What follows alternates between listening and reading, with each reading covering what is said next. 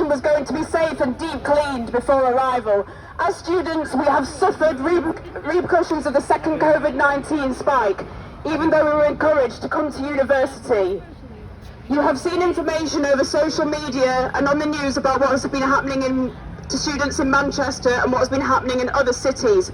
High unaffordable rents in substandard halls, lecturers worried about theirs and their students' health and safety, students feeling trapped, isolated, frightened and lonely in halls.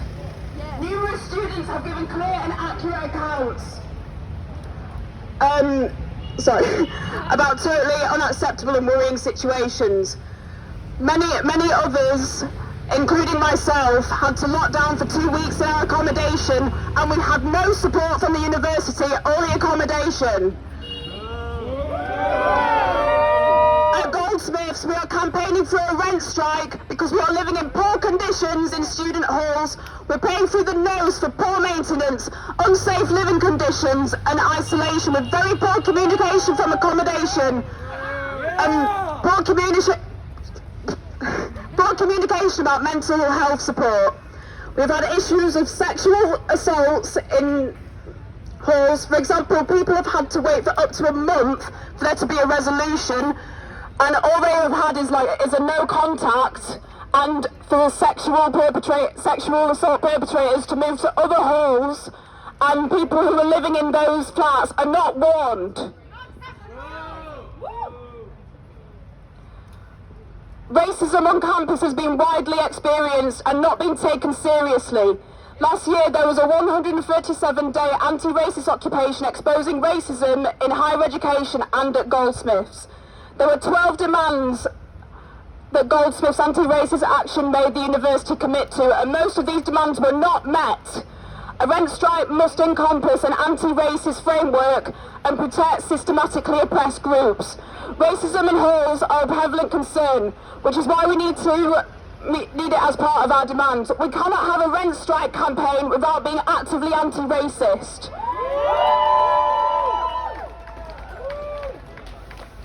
These are our rent strike demands. No repercussions for rent strikers and guaranteed safety for all international students. A 50% rent reduction for the remainder of the academic year. A guarantee for no pay cuts and no job losses for staff. A no penalty early termination of student accommodation contracts for both this and the next academic year.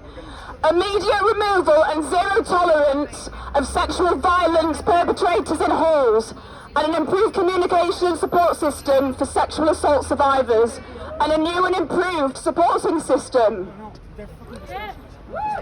Immediate action against racism, including anti-racist training for students and staff and members, and setting up a new complaints procedure. Increased access to student support to ensure the safety and well-being of black and minority ethnic people on campus. Maintenance responses to problems in halls within 24 hours. Increased support for isolating students, such as daily well-being drop-ins, food packages. Access to outside spaces and mental health support.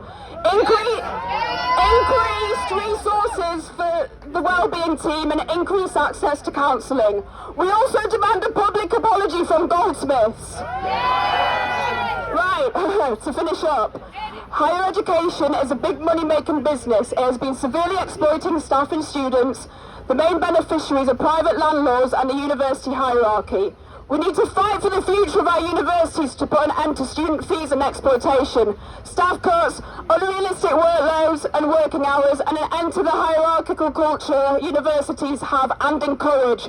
A massive thank you to the students, staff, students' unions and university unions who are fighting to support our reasonable demands.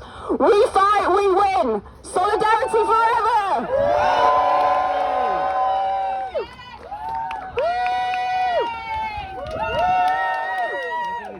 Well, thank you so much, guys. This has been really brilliant. We're unfortunately being dispersed early because of COVID regulation. I know that really sucks. I'm really sorry.